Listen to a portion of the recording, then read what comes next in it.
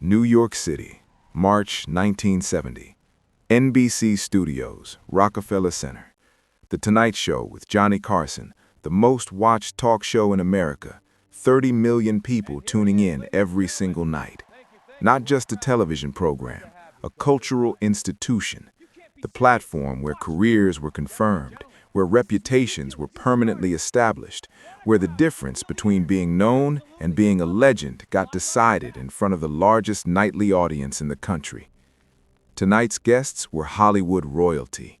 Clint Eastwood, fresh off the box office success of Paint Your Wagon, America's cowboy, the strong, silent archetype that an entire generation of men had grown up wanting to become. And Bruce Lee. The Green Hornet had just ended its run, but something larger was forming around him now, something that the show's producers had sensed without being able to fully articulate.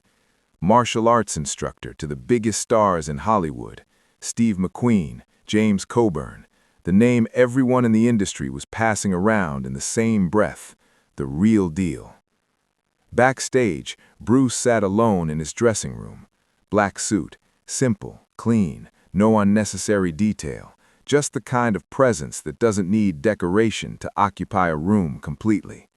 He was nervous, not about anything physical, about talking, about performing the particular kind of performance that television demanded in a second language in front of 30 million people who would remember every stumble permanently. English had come a long way, but television was unforgiving in a specific way that conversation wasn't. One wrong word, one moment of hesitation in the wrong place, one sentence that landed differently than intended, and that was the version of you that 30 million people carried away. A production assistant knocked. "Mr. Lee, 5 minutes." Bruce stood, looked at his reflection for a moment, not with vanity, with assessment, took a breath. This mattered in a way that went beyond career calculation. This was America watching. This was his chance to stand in front of the largest audience he had ever addressed and show them something they hadn't seen yet. Not Kato, not the sidekick, not the exotic supporting character in someone else's story. Bruce Lee, martial artist, philosopher, teacher. He walked down the corridor toward the studio lights. The sound of the band reached him first, Doc Severinson's trumpet leading the Tonight Show theme through the walls. America's nightly soundtrack, familiar to virtually every household in the country.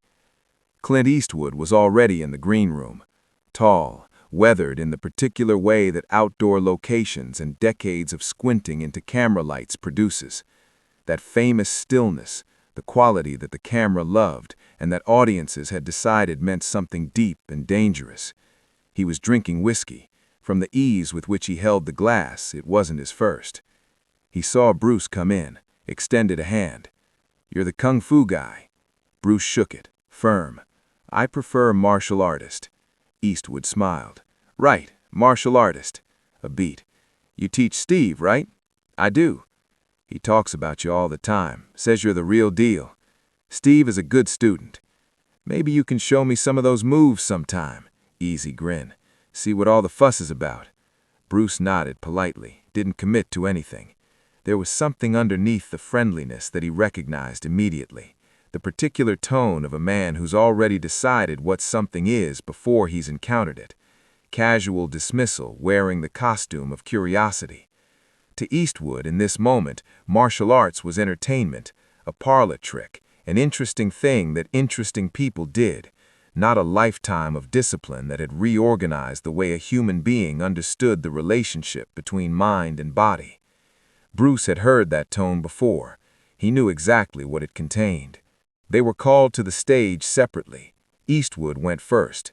The audience response was immediate and enormous, the sound of 30 million people's living room stand-ins recognizing someone they had already decided they loved.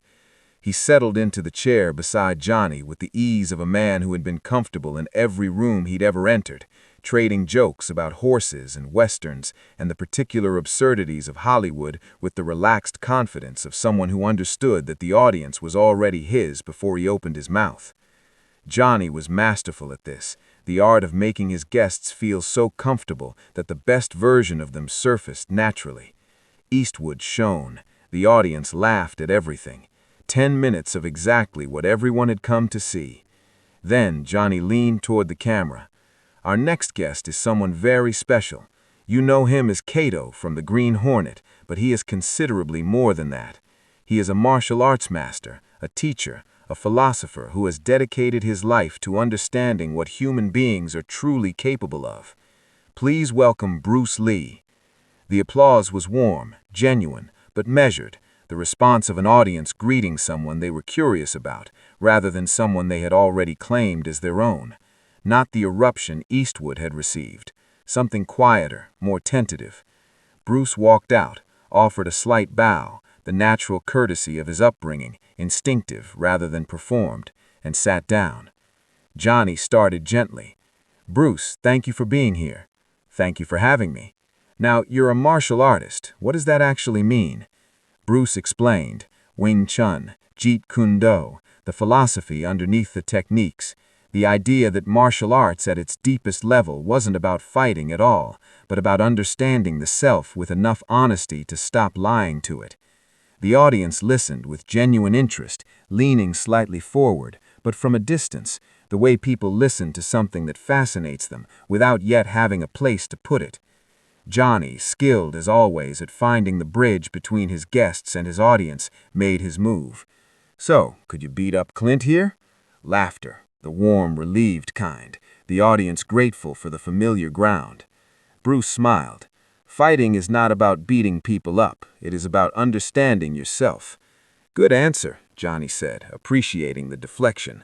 Then, because 30 million people were watching and the moment called for it, "But seriously, you versus Clint, who wins?" More laughter. Eastwood leaned in from his chair, grinning. "I'd put my money on me. I'm bigger." Half joking, but with an edge underneath it, the faint, almost imperceptible outline of a challenge that wasn't quite committed to being a challenge, but wanted to be seen. "Size matters considerably less than most people believe," Bruce said, his voice carrying no heat whatsoever. "Technique matters, speed matters, understanding matters." Johnny loved it. "Can you show us something, a demonstration?" Bruce hesitated, a fraction of a second that only he noticed. He wasn't a performer, wasn't a circus act, didn't want the thing he had spent his life building to be reduced to a party trick on a talk show stage. But this was television. This was the agreement he had made by walking through the door. And more than that, this was 30 million people who might, if the next 2 minutes went right, begin to understand something they had never been offered the chance to understand before. "Of course," he said, and stood. Johnny turned to the audience. "We need a volunteer." Eastwood stayed in his chair, smirking, one leg crossed over the other, the whiskey glass resting comfortably in his hand like it belonged there. Bruce moved to the center of the stage and demonstrated on a production assistant who had volunteered without fully knowing what he was volunteering for. Basic techniques, trapping, redirecting, the interception of force before it could fully develop. His hands moved with the particular quality that made people lean forward in their seats without realizing they were doing it.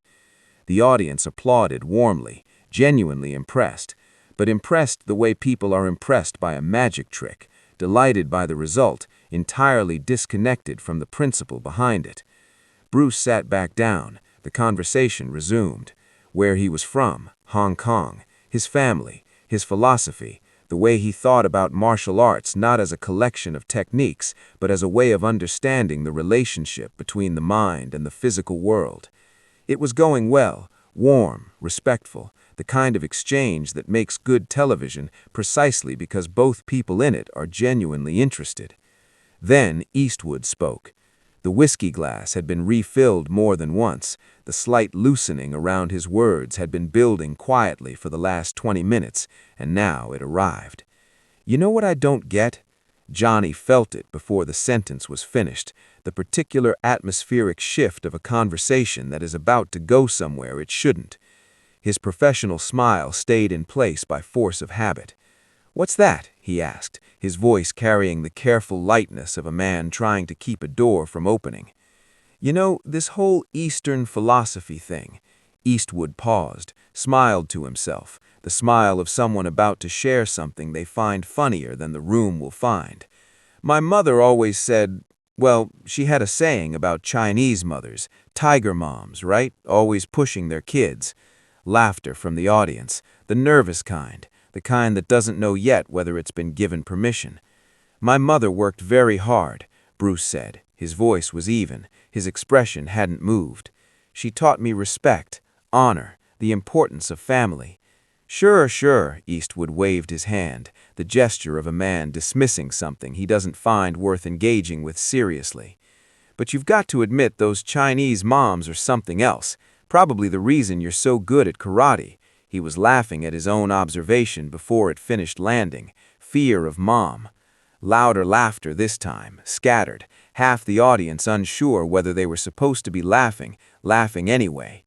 Johnny Carson's smile had stopped reaching his eyes. The note was handwritten. No studio letterhead, no assistant's signature at the bottom, just Johnny Carson's own hand, in ink, on plain paper. You were right to walk. I should have stopped it sooner. You're welcome back any time, on your terms. Bruce read it twice, set it down on the table. Johnny had tried, not hard enough and not soon enough, but he had tried, and the apology was real, written in the particular way that real apologies are written, without qualification or self-protection. Bruce respected that. He wouldn't go back to that show, not because of anger, but because some doors, once you've walked through them in a certain direction, simply don't open the same way again. That was fine. It wasn't a loss, it was a boundary, and boundaries have value precisely because they don't move. Weeks passed. The story faded the way stories always fade, displaced by new headlines, new controversies, the endless forward motion of a news cycle that has no memory and no loyalty. But something had shifted underneath the surface, something that didn't make headlines because it moved too quietly for that. The offers that came to Bruce after the Carson evening were different. Not different in size, not yet, but different in kind. Producers who had been watching, casting directors who had seen a man decline to absorb an insult and walk away from a platform that most people in his position would have endured anything to stay on. What they understood, what they wrote into the calls and the letters and the conversations that followed, was something the industry rarely encountered and didn't quite know what to do with. This man expects to be treated with dignity. This man will not compromise himself for a room's comfort. This man is authentic in a place built almost entirely on performance. In Hollywood, where everyone learned early to smile through what shouldn't be smiled through, where bending was simply the professional cost of admission, that quality was unusual enough to be remarkable. And remarkable, even when it was inconvenient, had a way of becoming valuable. The roles weren't large, not yet, but they were different. Characters with dimension, with honor, with an interior life that the script acknowledged. Not Chinese guy number 3, not the exotic detail in someone else's story. Progress, quiet, incomplete, frustratingly slow, but real. Bruce flew back to California, back to Linda, back to Brandon and Shannon and the particular grounding that only a family can provide when the world outside has been complicated. He told Linda what had happened, the full version, the green room, the whiskey, the moment the conversation crossed the line it crossed, the microphone placed carefully on the chair, the 6 words, the walk. Linda listened without interrupting. "You did the right thing," she said when he finished. Brandon was 5 years old enough to follow the outline of the story, if not every detail. He looked up at his father with the direct, uncomplicated attention that children bring to questions that matter to them. Why did the man say mean things about Grandma? Bruce knelt down, came to his son's level, looked him in the eye the way his own mother had looked at him when she was passing something important from one generation to the next. "Because some people don't yet understand what respect means," he said, "but that's all right.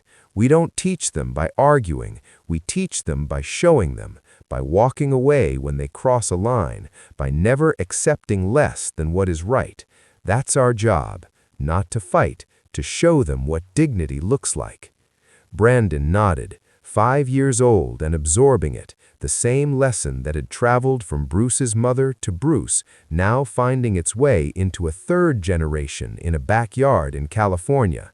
Honor, dignity, respect, non-negotiable, not as abstract values, but as daily practice, as the operating principle underneath every decision, as the thing you returned to when the room around you forgot itself. The cycle continued. 2 months later, the phone rang. Steve McQueen. "I saw what happened on Carson," he said, without preamble. "You handled it exactly right. That took real guts." "I just did what was right." Most people wouldn't have. Most people would have sat there, laughed along, swallowed it, and gone home and been sick about it privately. You didn't. You stood up in front of 30 million people and walked. A pause. "That's why I respect you. That's why I want to work with you." Steve had a project, an action film, real action, the kind built around genuine physical capability rather than clever editing and audience goodwill. He wanted Bruce to choreograph the fights, and more than that, he wanted Bruce in the film, not as support, not as a specialist brought in to make someone else look good, as an equal, a real role with real weight. Bruce was quiet for a moment. This was Steve, his friend, his student, one of the small number of people in the industry who had always encountered him as a complete person, rather than a useful type. "Tell me more," he said. They met, they talked for hours. The project didn't move immediately. Hollywood rarely moved immediately, and this was a project that required people in positions of power to make decisions they hadn't been asked to make before. But the seed was in the ground, the conversation had happened, and both men knew, without saying it directly, that what they were discussing was something the industry wasn't yet ready for, but was going to have to become ready for.